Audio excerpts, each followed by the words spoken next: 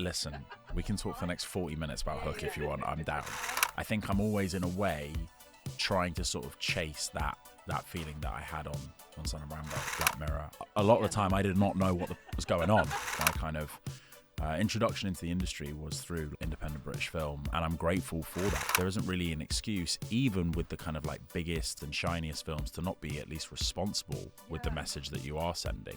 I'll just admit, I've never seen it. Oh my gosh, I'm wondering how much hate I'm going to get. Welcome to the BIFA Podcast, supported by Kia, hosted by me, Joy Hunter. And me, Karis Aldridge. Each week we'll be talking to a new guest from the world of independent film about their journey into the industry, their most inspiring cinema-going experiences, and what makes independent film so special. Exactly. We've basically convinced the British Independent Film Awards to let us fangirl over film stars to their face, which is very exciting because we both love film. We do indeed. And this week, our guest is Will Poulter! Oh my God, Will Poulter, I can't believe it. It was amazing. He was the loveliest guy. The rumours are true. He's gorgeous. Yeah, he's lovely. We can confirm. He was so down to earth as well. We were just chatting before the record, like about our Nando's order, and then in the back of my mind, something clicked, and I was like, oh my God, that's Will Poulter. I was like freaking out because we were just having such a normal conversation, and then I was like, hang on a second, here you are. I know, he is so down to earth, and it's surprising because he's actually been in so many huge movies. He's like been in the big franchise favourites, Chronicles of Narnia, Maze Runner, of course. You'll know him from Dopesick, you'll know him from Black Mirror, and Who Could Forget the Bear? Amazing, as Luca. Mm-hmm. Yeah, the pastry chef. Exactly. I'm still making that boursin omelette from the bear. I absolutely love it. We also had a lovely chat about his new film Warfare, directed by Alex Garland. Mm-hmm. That was great. I think at some point I said the words filmmaking philosophy, so watch out for me trying to be a bit pretentious with it. We love a bit of pretension, though. It's what it's about. It's what it's all about. And he loved it as well. We were styling it out, weren't we? Cool. All right, well, please enjoy us trying to keep it together in the presence of this complete gem, Will Poulter. Thank you so much for being on the podcast. I really appreciate it. Thanks for having me. Oh, it's such a pleasure. And I mean, it's so crazy because I feel like I've kind of grown up with you because we're kind of a very similar age. And to think that you've already had a 20-year career is baffling. There are no duds as well. Wow. Congratulations. That's very sweet to say. It's mad to me as well that I have a sort of 20-year career in anything, because I really truthfully don't have any like qualifications, so that like the jobs are my qualifications. They're in place of the things that actually kind of officiate people's sort of professionalism, I suppose. But also it's special to be doing this because BIFA and the recognition that BIFA gave to the first film that I did was massive. It remains special to me to this day, and I'm really fortunate that my kind of introduction into the industry was through like independent British film. Your drama teacher was a big part in getting you up for that role. Can you tell us a bit about that journey of getting cast for Son of Rambow? Yeah, so Laura Lawson was my drama teacher and kind of has been an amazing mentor to me, and really, I owe my career to her in the sense that she created School of Comedy, which was originally like a sort of after-school kind of drama club that she sort of snuck me into. All the participants at that stage were kind of, I want to say like 16 and over, and I think she kind of introduced me when I was sort of 11, and so I was hearing things that maybe I hadn't heard or wasn't really allowed to say before, and even then, like, these relatively young people were kind of handling material that was adult, and it was mature comedy, and they were doing it so brilliantly, and it was really inspiring to me to be in that space. I think also being like a kind of precocious kid who wanted to be an adult before they were one, it was just like a dream opportunity to sort of play in that space. And we were gigging like theatre pubs and away from doing the kind of events at school, we were sort of like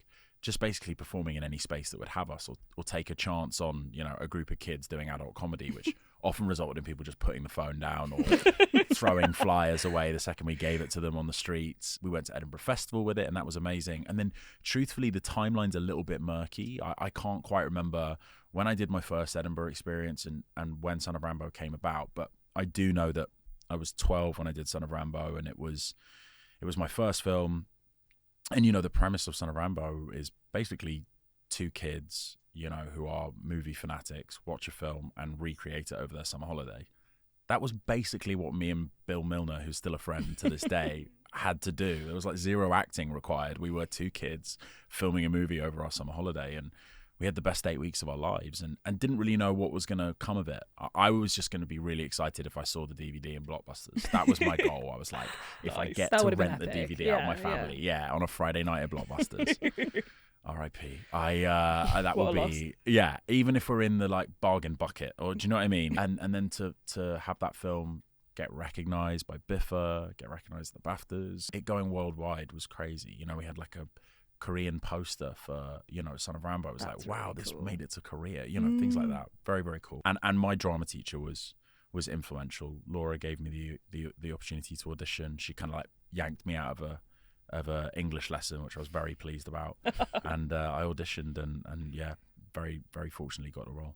It's also a bit of a kind of love letter to independent and sort of scrappy filmmaking. And then there's all those different voices that come in, and it's all like, it's kind of like the chaos and madness, but also the joy of the whole process of filmmaking. Have you found bits of like rung true over the years? I think anyone who's made any film of any, you know, nature knows just how hard it is, right? It requires people to all work together harmoniously and pull in the same direction in order to kind of achieve like the best results. And that seems to be the case for the most part. And I love the fact that it's a team sport. You know, I kind of had to give up playing team sports at sort of like 16, and I found that kind of joy of being part of a team and working as part of a cohort, like in film sets. I love that. And when I've found myself on independent film sets in particularly, where like budgets are often tighter, you know, timelines are often more constraining, it requires everyone to really kind of pull together and knuckle down as a team. You don't have the luxury of sort of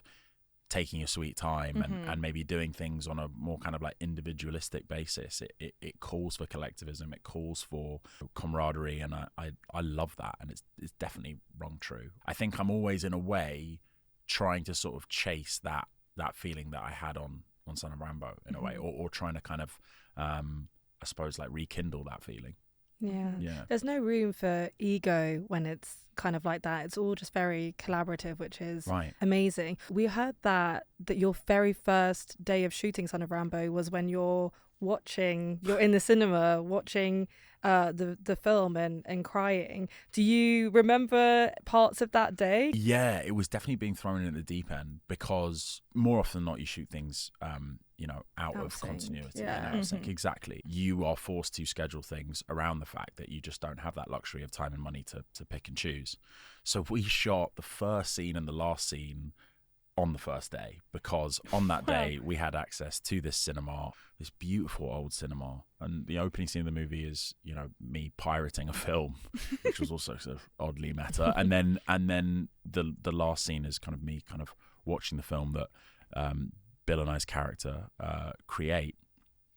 And it was odd. Like, I knew that we were going to shoot things slightly out of sequence. I'd heard about that as a concept, and that was difficult, but it was really weird making that emotional jump. But in a way, having those experiences, particularly in the world of independent film, where, you know, it is a bit of a grind, and you are sort of thrust into like kind of maybe like less than comfortable positions, I think it stands you in good stead later on. You know, I think if it's all too comfy and cushy, then it becomes more challenging down the line. That being said, and at the risk of contradicting myself, couldn't have asked for like kinder, more gentle and just sort of thoughtful handling than the kind of direction I got from Garth Jennings, and also Nick Goldsmith, who was was the producer, but also almost like a co-director. You know, I'm sure Garth wouldn't mind me saying, like, they were such a brilliant team. They really kind of like nurtured me and Bill through the process. You must have sort of had the curtain pulled back quite early, like learning about all the sort of technical side of filmmaking.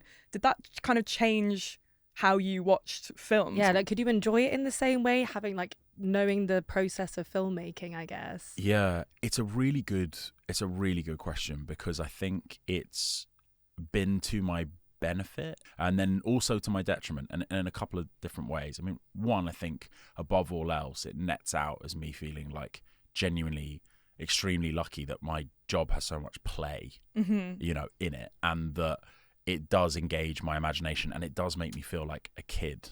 And I don't just say this to be cheesy, like, I still find myself totally immersed in, you know, the worlds that are created by, amazing art departments and, are contributed to by costume and hair and makeup. I rely on all of that in order to feel like my imagination is fully engaged and I can do my part, right? And that's why I say it really is a team sport. I'm leaning on all of those different departments and collaborating with them to feel that kind of authentic sense of being immersed, and I love it.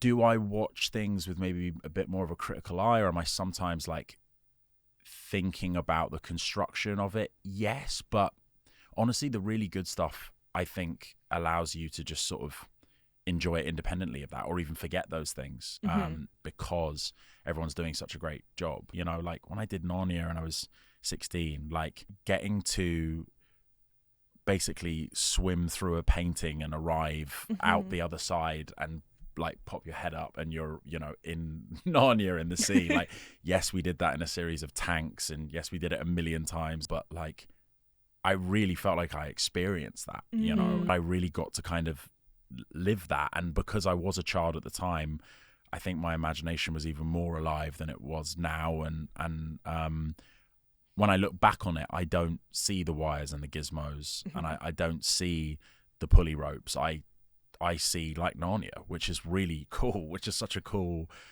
thing to be able to reflect on. I think where it's maybe been to my detriment is like remembering that I am an adult. Like I am actually, I do have to do the adult stuff. I can't just go and pretend to be other people and be a kid and play all the time. It really reminds me of the story of the Goonies, where they come down the slide and they're like, they never told them what was going to happen. They just wanted to capture that raw, genuine reaction when they like fall in and see that massive pirate ship. It's kind of that same feeling. It's like, it's so cool. Also, I feel like very, very lucky that your introduction as a child into the industry it sounds just so supported and really like a positive experience, which is amazing. And I guess that probably helped you to like build that momentum to kind of continue in that industry. Yeah, for the most part it really was. And I also recognize that's a big part of my privilege is, being in a situation where I had the support of my family. I didn't have a pressure placed on me like, well, actually you can't go and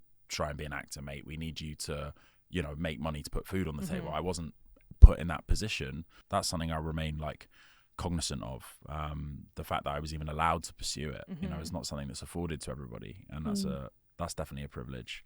Probably helps having sisters that are going to like ground you as well, to be like, oh, you're an actor, yeah, who cares? 100%, especially when your sisters are teachers and nurses. It's like, I know who really is doing the real work. How do you think rewatching over and over again the VHS of Hook? It all's kind of making sense as you talk about it now, right? Because it's a film that is all about kind of reconnecting with childlike innocence, and Robin Williams is obviously fantastic, and you've got the John Williams nostalgic score. It's amazing. Honestly, just like being in this faraway land that is a figment of children's imagination, but then it like comes to life. That is how like I think Neverland and Narnia are kind of comparable. Really similar, yeah. And then Voyage of the Dawn Treader, which was the third Narnia that I was in, like a good portion of the film takes place on this massive ship.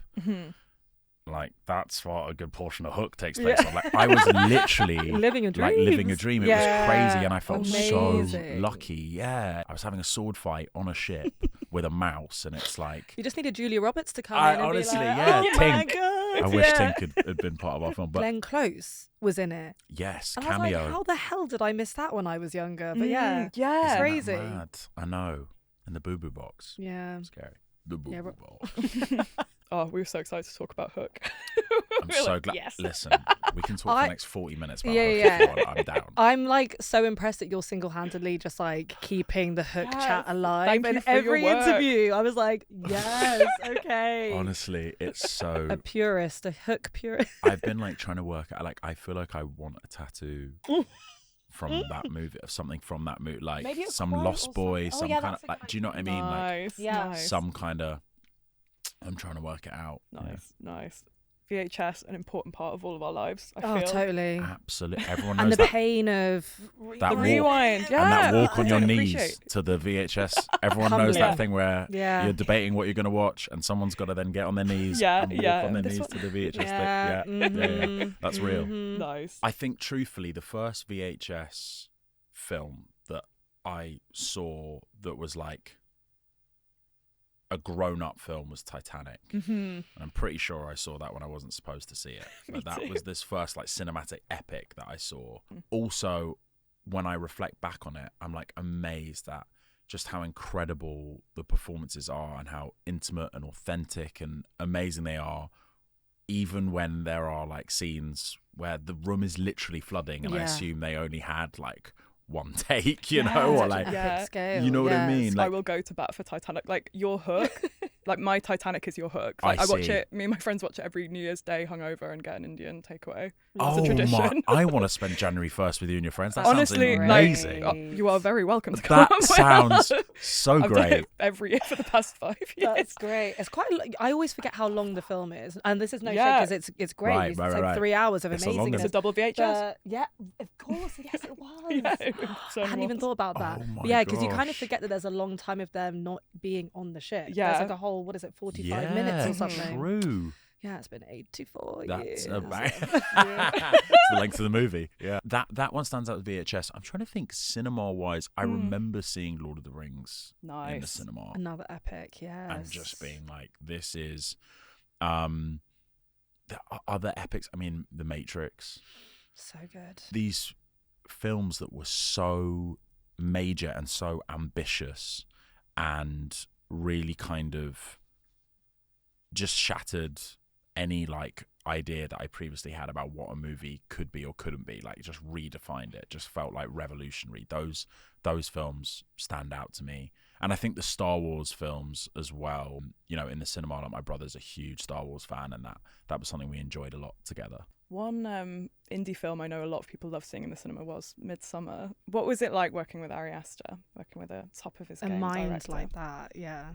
The mind of Ari Aster. It was amazing. I remember getting sent the script for Midsommer, and it was sort of couched by the person who wrote this and is going to direct it just did a film called Hereditary that's playing quite well at Sundance, right? Which now That's hilarious. is such an understatement, right?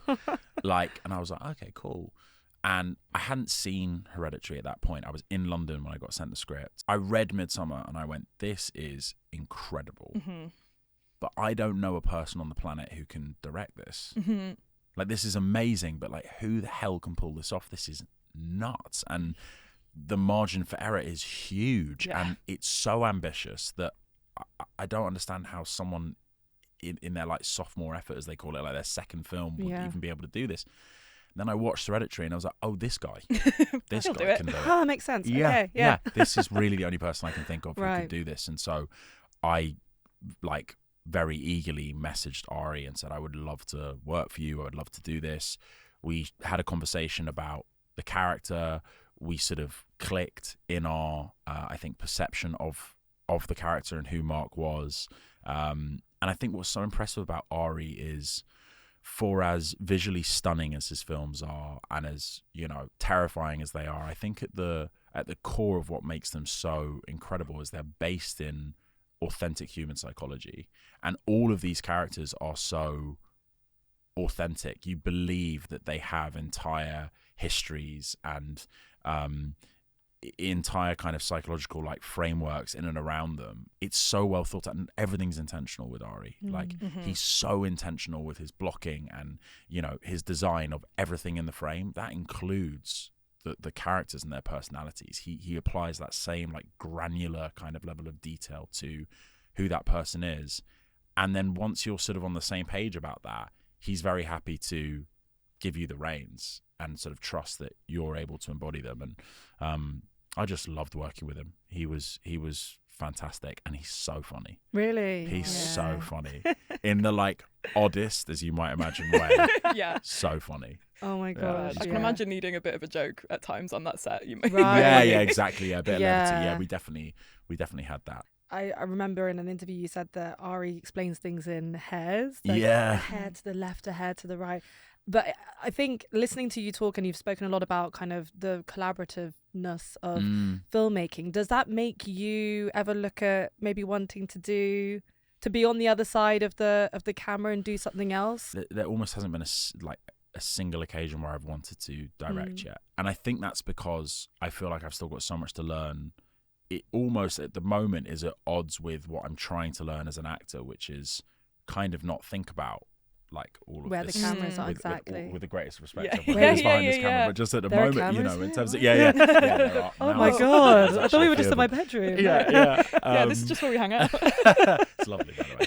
But you know, I think part of my job is to try and sort of erase a lot of the things that, you know, going back to our conversation about trying not to see the wires and the pulley ropes, like that is still a challenge, I think, to a degree, where you're trying to just immerse yourself in the idea that it's just, you know, the three of us in this room, for example, for the purpose of it looking kind of like real and feeling authentic. I still feel like I'm stepping into a space that would make my challenges as an actor greater. Yeah, if like that it would be a makes long sense. process of unlearning. I think to get so. there. Yeah. I think so. I'm already like conscious enough, you know, of the fact that, you know, it's not entirely real, and I'm still trying to make it 100% real for myself. And maybe my feeling is that by directing, I would make that an even greater challenge. And Ari, was he giving you any kind of comp films in the time of filming Midsommer? Was it like, okay,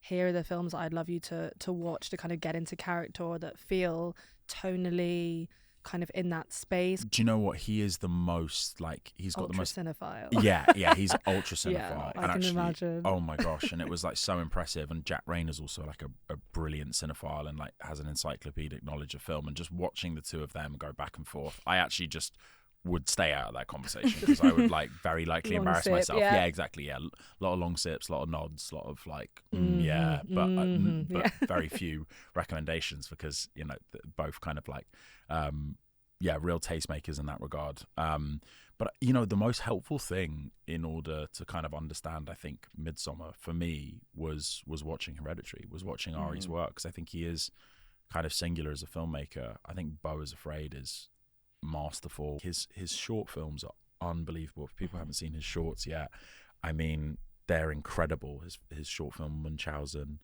is unbelievable. I believe he got like the student Oscar nomination for it, or maybe even won, and that really helped me kind of understand, I think, his level of intention around just about everything that he directs, and yeah, it also provided a great proof of concept, you know, for how Midsommer was going to look and feel. We're briefly interrupting this programme to let you know that Your favourite cinema needs you. This year, BIFA have launched the inaugural Cinema of the Year award, supported by Kia and decided by you. Nothing beats that feeling of watching a brilliant film on the big screen, and we want to celebrate the cinemas that allow us to do just that. Cinemas at the heart of their communities that bring audiences together and champion independent film. So if you love your local cinema, now is your chance to prove it. Head to the show notes of this episode for the link to cast your vote, and tune in to BIFA's social media on Monday 3rd of November to find out all the nominees for BIFA 2025. From the film stage to the small screen, Black Mirror is, again, you seem to be quite a big fan of Charlie Brooker. Yeah. And your episode, Bandersnatch, I remember it coming out and being like, this is such an interesting and like fresh idea. What was it like receiving that script, seeing it, being pitched, it being an interactive episode? Really cool, really exciting to be part of something that, you know, in that respect was kind of groundbreaking. Yeah. It made for a very, very long read. Like the script was like, oh my gosh, of course, yeah. Like those choose your own adventure books. It literally like our script was a choose your own adventure book. And Charlie, I think, like emailed me when I was like a third of the way through, you know, several days into reading. He was like, do you want me to send you a version where you can just like click through the options and it'll be like a lot quicker? I was like, please, that would be amazing. And did, and like naturally it was like a very quick and easy yes for me, and I was so honored to be asked. I love Black Mirror. I think it's phenomenal. You know, an incredible anthology and kind of something that I like aspired to be a part of in some sort of meaningful way. But it's like one of those things you put on the wish list and you kind of hope it comes your way, but like you don't think it will. And then the fact that it did was amazing, and particularly in this context. And David Slade, who directed it, is so talented, so wonderful to work with, such a smart guy, kind of the only person I think who could keep up with Annabelle Jones and Charlie Brooker, who are just like geniuses. I mean, shooting that, and again, I apologize if I'm patronizing anyone, but generally, you know, what you tend to do in TV, I think especially, is you'll block shoot things. So, you know, we'll start in a wide shot of the three of us here in this library, and then we might punch in and we might get like a 2-shot, and then we might do your singles, and then we might turn around and do my single. With Bandersnatch, we did that, but we had to accommodate all the different options that the audience might choose. So sometimes you do 3-4 different versions in the wide, then you punch in and do the 2-shot, and oh my God, you do the 3-4 different versions. Then we go, and so by the time we're on to like your single or my single, probably my single because I can't keep up, when we're on my single and we're on version 3, and I'm like, I didn't pour water in version 3. Oh gosh. And I'm not angry at you. I'm angry at you. No, you've given me the cigarette. I've got a cigarette. Like, remembering that stuff, both emotional and physical continuity, you know, by the time you're on like setup number 11 or whatever it is, it fried my brain, and I wasn't even in it that much. Finn Whitehead, to give him his credit, who's the lead, gosh, he was in it like every frame. And he dealt with it far better than I did. Me and Asim would just often look at each other like, what day is it? Let alone what setup is going on. What day is it? Did it sort of change your approach to the role, like when you were preparing, because it was a role that had multiple endings? David and I had this like code. If I was straying away from Colin, he'd be like, just remember, like, Colin knows. He was like, he knows. And I was like, oh, that's interesting. Yeah, he knows. The irony was, a lot of the time I did not know what was going on. So I was playing this like all-knowing, like knowledgeable, like be at ease with the fact that whatever the outcome is, whatever someone else's choice is, you can try again. You're all-knowing, you're calm, you're confident. Calm and confident is not my base level state as a human being. That requires a lot of acting for me. So yeah, I think that in a way, like, Colin kind of taught me to be a little bit more like calm and confident, but whether I carried that into my like real life outside of set when I'm not playing Colin, I don't know. Therein lied the challenge with Colin Rittman, I think. Yeah. Well, you seem very calm and confident to me, so no, I'm not. I'm a ball of anxiety, to be honest, most of the time. Yeah. Relatable stuff. All these various projects, it seems like you've really managed to kind of avoid being pigeonholed in anything. I'd love to know if there's any pattern in what attracts you when a script comes across your desk, because you've done so many different roles. Variety is definitely something that I'm drawn to, in the sense that that keeps things interesting for me, and I always hope that it keeps things interesting for audiences. I think in like any walk of life and whatever job you do, you know, if you're fortunate enough to have variety in your job, variation is so kind of valuable to retaining your attention and you know, the sense of enjoyment. And I struggle with monotony in general, not just in work. That's part of it.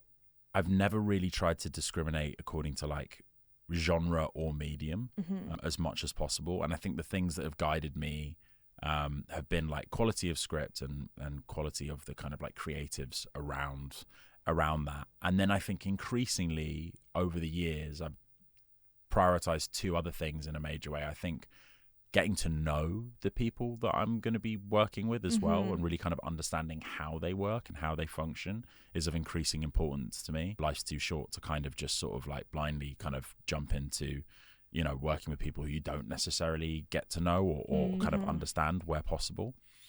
And then I think secondly, I think thinking about the social application of the work. I think like there are certain experiences I've had that have really underscored the importance of that.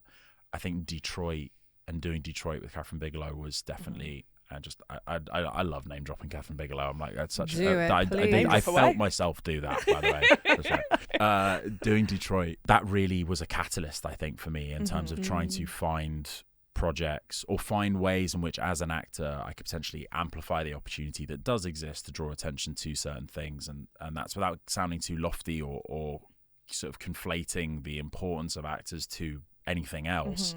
I just think that what came about through that process in terms of like my own education and in terms of how it encourage people to think critically about certain things, namely systemic racism in America, and also underscore this idea that we're representing a real event that happened in 1967 that is still underreported, that is still, not well known enough, even in the city of Detroit, and that the same issues as far as it relates to, racialized police brutality and unarmed black people being killed by the police is happening 50 years later.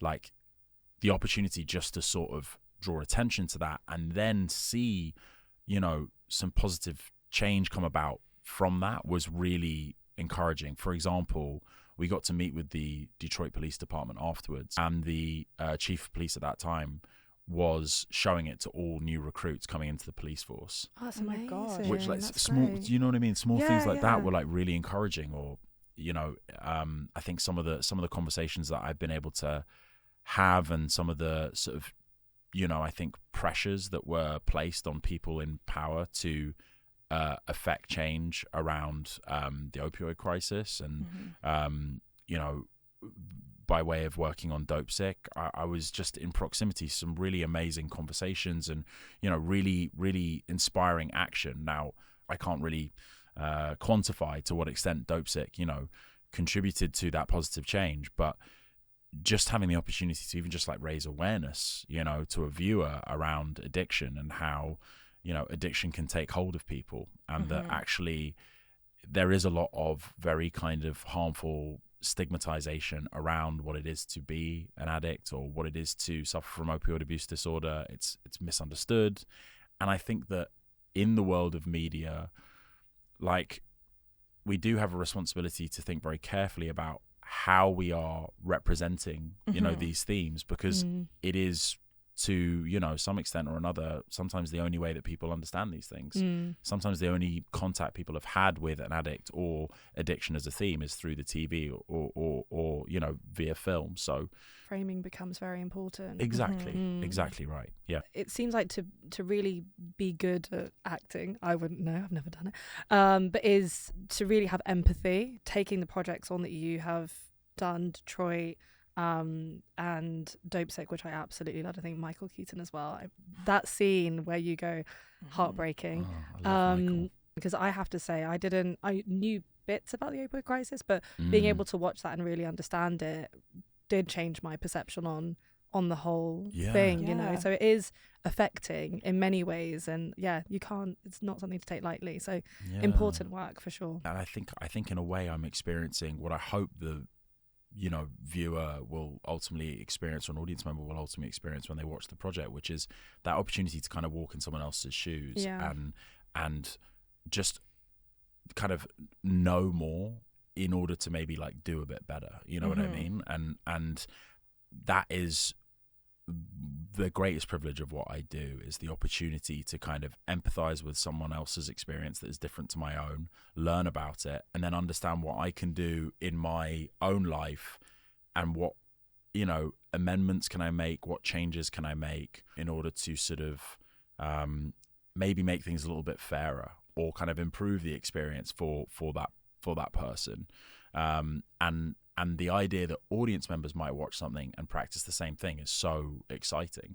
And that really, to me, is like where I think, as an actor, we have the best chance of like optimizing the potential in what is a very, very privileged position, where you potentially have the eyes and ears of a lot of people, and listen, there is absolutely nothing wrong with just entertaining folks, and sometimes that's what we want from you. We just want to be entertained. We don't want to hear about X, Y, or Z, politics or social ills or whatever else. And I also respect that.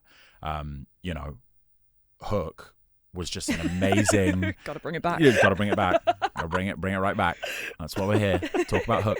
But like, those formative films for me, more often than not were an escape, and actually just engage with imagination, and weren't necessarily teaching me, sort of these things about social action or whatever else. And I think there's still always and should always be a place for that, where people can go to film and television just for pure escapism and entertainment. We all need it. And there's no overstating what a massive impact that has on people's mental well-being too. So that has to remain. But I just can't ignore the amazing opportunities there are in film to kind of affect positive social change. I really like believe in that. It makes me think a bit of something Adam Curtis said. You know, the documentary maker Adam Curtis. I'm a big fan of his work. He sort of talks a lot about how under his sort of philosophy, information doesn't become less true by packaging it in a way that's like engaging or entertaining and accessible. Yes.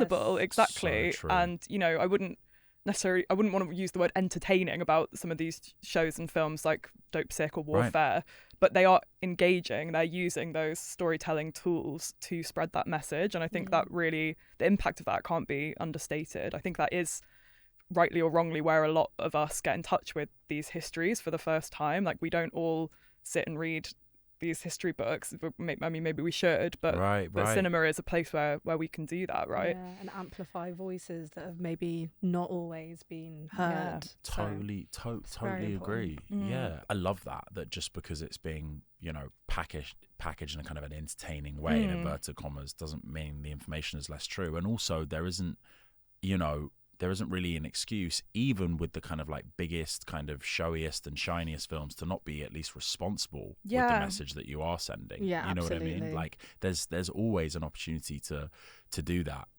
So I couldn't agree more. Alex Garland talks about the Hollywood grammar of films, which I think is brilliant. You know, he speaks about how, you know, a particular kind of Hollywood grammar in the storytelling around war has led us to believe some quite problematic things about warfare environments. You know, that like it looks cool and it's pump action and it's kind of been romanticized and it's been made to look glorified and quite kind of seductive. And what I appreciated about what he did with Warfare, and at least the intention, was to go against the grain and actually, you know, show the reality of the situation, which is it ain't cool. And like, if you watch that film and it, you know, makes you want to be in a warfare environment, then like I don't know what to say to that, really. Yeah, Warfare is so brilliant for a number of reasons. I mean, just the choreography of all of it as well. And then you've got all the gear. It must have been so kind of physically intense as well as emotionally intense, but I guess you had the brotherhood to kind of carry you through, which is very cool. But it's a co-directed film, and I think you've mentioned that they are very strong personalities. So what was it like to kind of navigate that relationship between both of them and take direction from both Alex and Ray? Yeah, it's a good question because it is unique. So our two directors on that project, Ray Mendoza and Alex Garland. Ray Mendoza, a former Navy SEAL, and Alex Garland, who probably needs no introduction. But you know what was really cool was to see two inherent sort of leaders practice the humility that is required to kind of defer to each other over their respective expertise. And, you know, when it came to things that pertain to, you know, maybe lenses and camera positions, Ray would naturally kind of defer to Alex. When, you know, anything that related to, you know, authenticity of how the warfare environment was, you know, represented, Alex would naturally defer to Ray. And watching the two of them do that was really great. And I think one thing I have learned and observed about leadership, and actually it came from watching Catherine Bigelow, second time I'll name drop her, was that the best leaders don't always feel or show the onus to come up with the idea that you're going to execute or the plan that you're going to carry out. They actually hear every voice in the room. They believe in delegation. They believe in deferring to people based on their strengths. But they also have the sense of authority and the self-confidence, I think, to know when they ought to take the lead and they have to override or they have to correct or they have to amend. And the knowledge of those two things, I think, is really, really important for like good leadership. And watching Alex and Ray practice that together was really cool. Alex Garland, of course, is a very well-known independent director. A lot of his films have been independent, from Civil War to Ex Machina. Did you get a sense at all that the fact that it was independent was part of what allowed you to challenge some of those sort of Hollywood grammar things around warfare that you've talked about before? I think so. Yeah, I think that the sort of foundations of a lot of Alex's work, at least from what I've observed, and how, you know, DNA Films works, and how you know, he works as a filmmaker, is based on trust. There was an amazing amount of trust between himself and A24, and obviously, you know, he's built up that trust, and he's been able to kind of like prove quite obviously to everyone that he's like worthy of a good amount of trust. But I think that there was a sort of independent spirit to how warfare was constructed, and that was characterized by a lot of trust, a lot of great teamwork, and also allowing like Alex and Ray to really kind of make the film that they wanted to make. You know, I think I always associate independent film with this relationship between, you know, producers and a filmmaker, which is characterized by trust and an authentic understanding of what the vision is.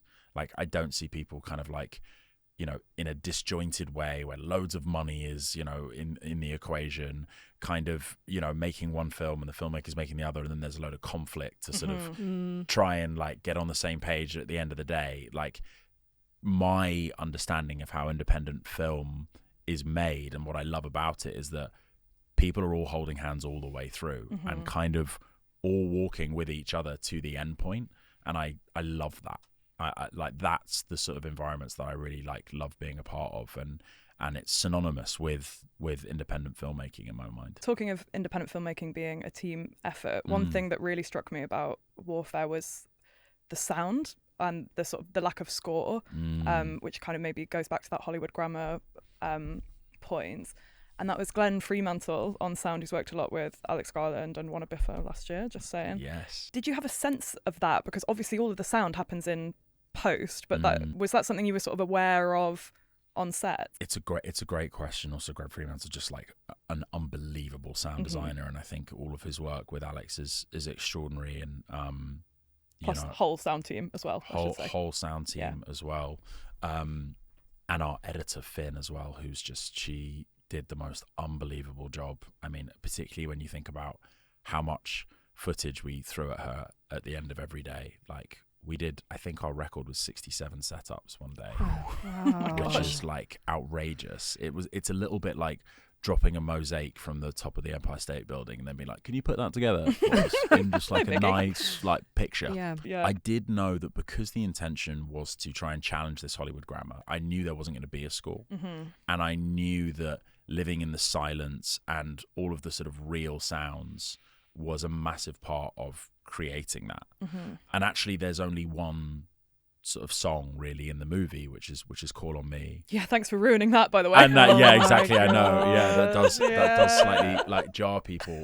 But what I love about that is when you watch that scene, the Call on Me scene, I think you are briefly lulled into a false sense of security. 1,000,000%. Do you know what I mean? Yeah. And it sort of tricks you into thinking, is this going to be the sort of film that we've seen before? Right. And I think the sound design is very, very intentional in terms of how that song is suddenly truncated, and then you are virtually in silence for the rest of the film. I remember actively thinking, this is the last time I'm going to like smile, or, you know, I kind of felt that. I felt that I was walking into the trap, but it was giving me that kind of dread almost. And the whole film is so kind of visceral, and which is just a real testament to Alex and you guys and the filmmaking. But just thank you. It's so good that you almost never want to watch it again. That's what we're like. It leaves you with that feeling of like, whoa. Yeah. It's not something you want to like watch sort of twice too quickly. Brackets complimentary. Yeah. No, it's like it's something you have to really sit with. And just totally for sure. A great moment with the score, with obviously the Taylor Swift track in the bear. I love it. What's it like being part of such a massive sensation with so many fans? It's crazy. When it comes to the bear, I was one of those fans before I got to be in the show, you know, and I actually asked to meet with the creator based on how much I loved, you know, the first season. I basically asked for a part. Like, it was like, if it's okay, I would love to just be any kind of part of it. And I didn't foresee, honestly, like Chris Storer, the writer of the show, I didn't see him writing me something quite as significant or something that would be so kind of sort of life affirming as the experience of being part of the Bear and playing Luca has been. And it really kind of allowed me to engage in the most like amazing and authentic way, one of my biggest passions, which is cooking and is food in general and hospitality. So being part of that show has been like nothing short of just a massive privilege, and I feel so lucky.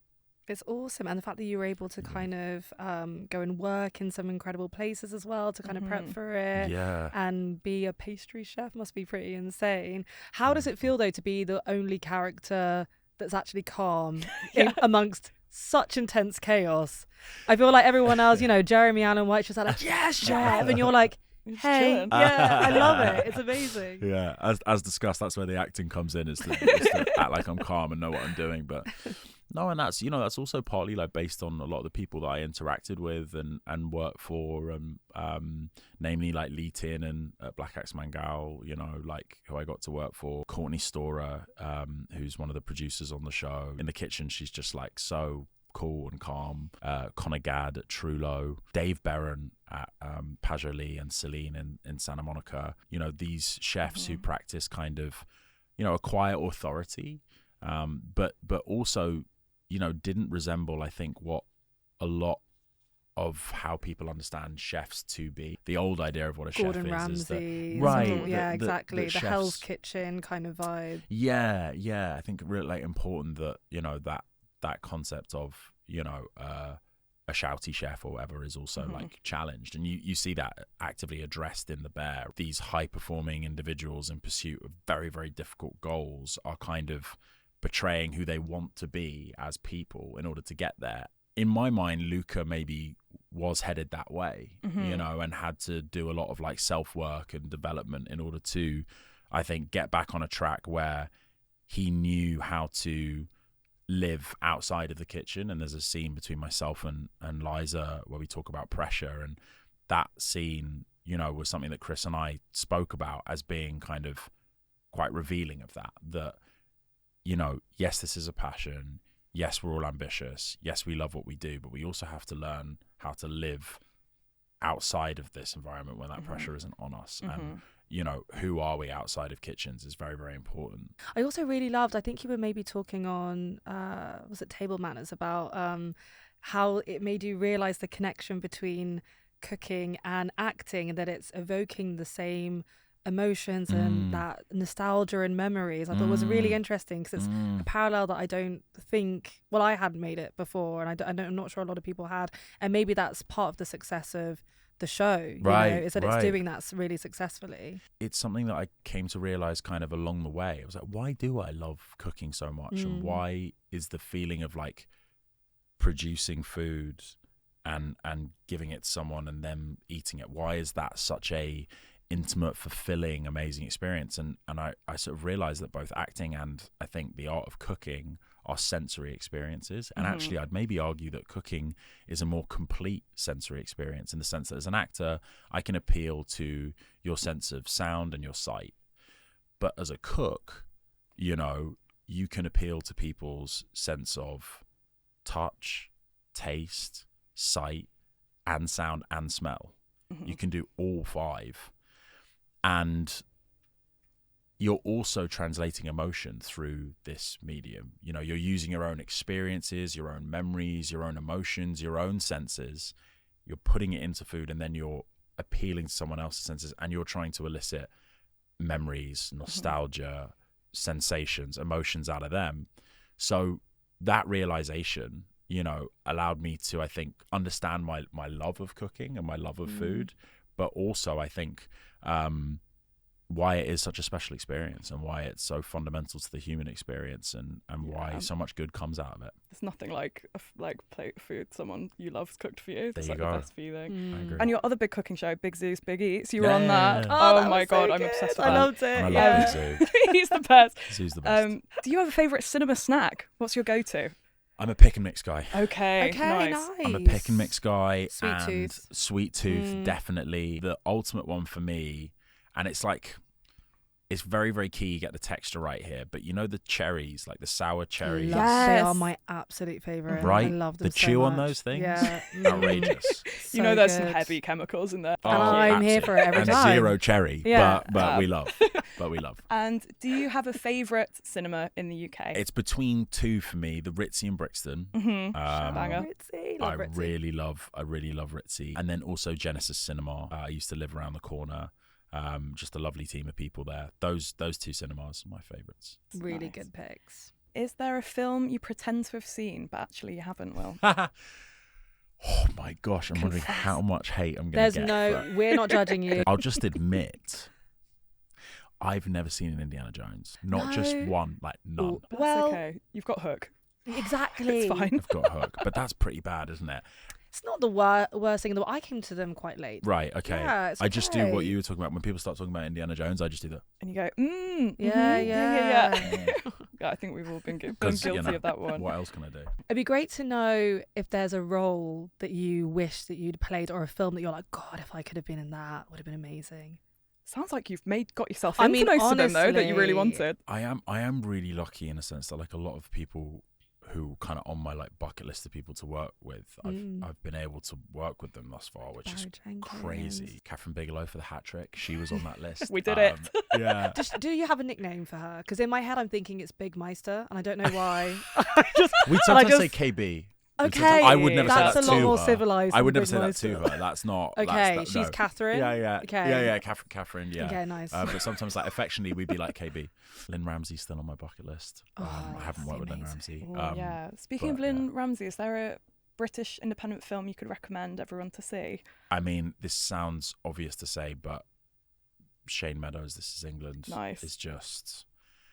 It's a top 10 film for me. Thomas Turgos's performance was like a huge inspiration to me. Seeing him win the BIFA, I think that performance is inspiring for, you know, virtually every like young actor that I know, you know, who was coming up around the same time. Do you have a favourite film quote? Bangarang. Of course. Cool. I think that's the Bang. perfect bookend to Yeah. that, isn't There you it? go. Couldn't On that write it bombshell. better. Yeah. What a perfect place to end. Will, thank you so much. Thank you chatting for This to has having been me such on. a pleasure. So Thank fun. you. Thank you so Lovely. much. Enjoyed it. Thanks for listening to the BIFA Podcast, supported by Kia. If you enjoyed today's episode, please make sure you subscribe wherever you get your podcasts to get new episodes as they land. And please tell all of your friends about the podcast to help spread the word. We want all the film fans to be able to find us. The BIFA Podcast is supported by Kia. The hosts are Joy Hunter and Karis Aldridge. Produced by Daniel Aldrich and Kat Butterfield for Audacious Productions alongside the BIFA team. Director of Photography is Louis Hudd. Audio engineers are Nathan Cooper and James Gibbons McGregor. Filmed at Fiction Studios. Thanks for listening.